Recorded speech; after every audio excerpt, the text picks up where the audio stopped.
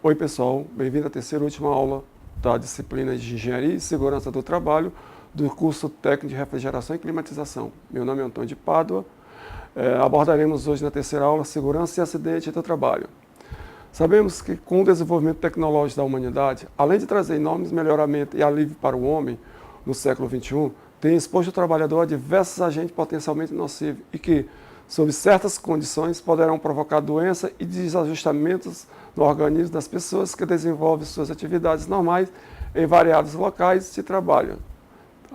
O que é a segurança do trabalho? Segurança do trabalho é um conjunto de normas educacionais, médicas, psicológicas, usadas para prevenir acidentes, seja eles instruindo, convencendo pessoas da implantação de práticas preventivas. Nós temos o líder, que responde pela segurança da sua área, e nós temos o responsável pela segurança do trabalho, que é o setor de segurança, que assessora os líderes e aponta as soluções. Qual é a relação entre a higiene e a segurança do trabalho? A saúde e a segurança do trabalhador constituem uma das principais bases para a preservação e força do trabalho adequado. De modo genérico, higiene e segurança do trabalho constituem duas atividades intimamente relacionadas no sentido de garantir condições pessoais e materiais de trabalho capazes de manter certos níveis de saúde dos empregados. Conceitos de acidente, nós já vimos o que é acidente do trabalho na primeira aula. Acidente aqui também pode ser fato súbito, inesperado, sem intenção, que produz morte, lesão corporal ou danos materiais. De acordo com Chevrolet, em 1999 já afirmava isso. Acidente de trajetos, muita gente diz, é igual ao acidente de trabalho. A área de segurança do trabalho, nós temos tipos de acidentes. Nós temos acidente com afastamentos e sem afastamento. Nós temos acidente com lesão e sem lesão. Acidente sem afastamentos são acidentes analisados, mas estão ausentes da estatística, que eu acho errado. E acidentes com afastamentos são aqueles acidentes com incapacidade temporária, menos de 1 ano, o trabalhador sai do trabalho, faz se tratar e volta sem nenhum problema. Incapacidade permanente parcial é aquela menos de 1/4 da capacidade. O trabalhador perde uma visão, uma das visões, perde um braço, mas ele fica parcialmente incapaz de trabalhar, mas não deixa de trabalhar. Capacidade total permanente é menos de 3/4 ou mais da capacidade de trabalho. É quando o trabalhador morre, vem a morrer, ou ele perde as duas visões, ele perde totalmente a capacidade de trabalho. Nós temos a classificação dos acidentes, nós temos acidentes incapacitantes, nós temos acidentes sérios, nós temos acidentes de trajetos, nós temos incidentes, nós temos danos materiais, nós temos acidentes de lazer. O acidente incapacitante, que é chamado AI, é acidente que resulta em incapacidade permanente, total ou parcial, incapacidade total por tempos limitados e ainda em mortes. Temos acidentes sérios, são acidentes que resultam no impedimento do funcionário de exercer pelo menos uma das atividades de sua função. São restrições de função. Nós temos acidente com danos materiais. Esse acidente não leva danos ao trabalhador, mas sim à máquina, equipamentos, seja lá qual for, meio ambiente. São eventos que resultam perda de materiais para a empresa, como eu falei, equipamentos. Nós temos acidentes de trajeto. Esses acidentes de trajeto são aqueles acidentes de casa para o trabalho, trabalho para casa. É considerado acidente de trajetos. Nós temos incidente. Incidente, nós falamos um quase acidente. São eventos que, embora não ocasione lesões ou danos materiais, tenha representado potencial para tal. Nós temos acidentes no lazer e lá, esses acidentes ocorrem com o funcionário em sua residência ou durante uma atividade de lazer que implique no seu afastamento de trabalho. Ele recebe o auxílio acidente, não auxílio doença, não auxílio acidente. Nós temos as causas principais de acidente de trabalho, nós temos condição insegura e ato inseguro. Nós temos um terceiro fator, que é o fator psicológico. Mas esse fator psicológico, ele entra como ato inseguro. Nós temos os atos inseguros, são atitudes que você adota, muitas vezes sem perceber, que podem causar um acidente. São responsáveis por 90% dos acidentes. Esse acidente é causado pelo próprio trabalhador. Nós temos as condições inseguras, esse acidente é causado pelo ambiente de trabalho, São equipamentos, máquinas ou ferramentas que apresentam defeito, estão com falta de alguns acessórios que proporcionam uma condição insegura. São responsáveis por apenas 10% dos acidentes de trabalho.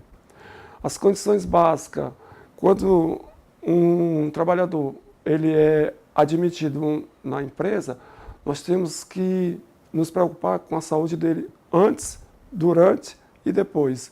E por isso nós contamos com as ASOs, que são as Atestado de Saúde Ocupacional. Ao entrar na empresa, todo trabalhador deve fazer os exames admissionais, que esses são de fundamental importância para verificar o estado de saúde do empregado ao iniciar suas atividades na empresa.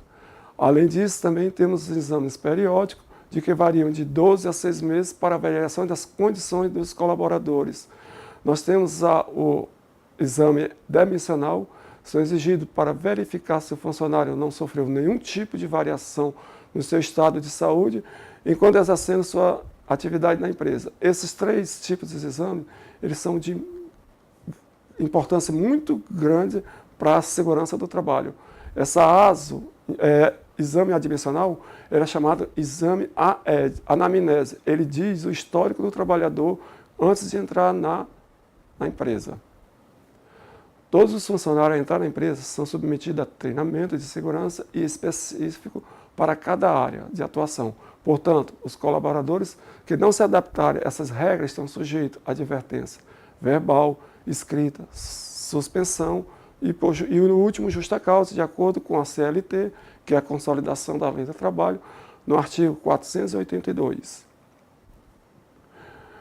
Nós temos os preceitos legais que, tendo a segurança do trabalho, nós temos que trabalhar de acordo com a legalidade. Na segurança do trabalho, nós temos portaria, nós temos IT, que é instruções técnicas, nós temos as normas regulamentadoras, que são 36 normas regulamentadoras, que nos dão base para um trabalho legal. Essa norma regulamentadora é a 3214, de 1978, e quando a gente fala de alguma segurança, nós falamos em EPI, onde ele está na NR6, tá? Que ele fala das obrigações do empregador e a obrigação do empregado. Qual a obrigação do empregador quanto ao EPI?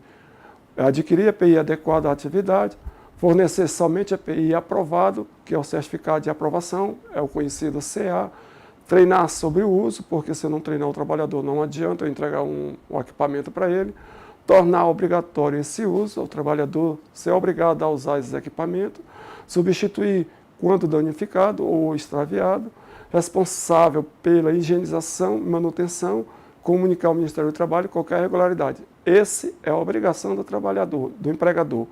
E do empregado, a obrigação dele é usar apenas para a finalidade que se destina, responsabilizar pela sua guarda e conservação, comunicar ao empregador qualquer alteração imprópria para uso. Não adianta, quando eu falo que é a responsabilidade do empregador e do empregado, o empregador, além de ter a responsabilidade de cuidar do equipamento, ele tem a responsabilidade de, antes de iniciar o seu trabalho, verificar as ferramentas, os equipamentos, as máquinas e comunicar qualquer situação anormal que possa causar acidente. Use todos os equipamentos de proteção individual durante toda a jornada de trabalho. Isso é adequado para que ele não venha a sofrer um acidente. O equipamento, ele não evita acidente, ele apenas minimiza os efeitos sobre o acidente. Nós temos também outra importância: todo serviço superior a 2 metros de altura, ele é obrigatório ao uso do cinto de segurança. E na falta do local de ancoragem do cinto, o técnico de segurança do trabalho deverá ser comunicado. Cuidados importantes têm que ser tomados na operação de máquinas.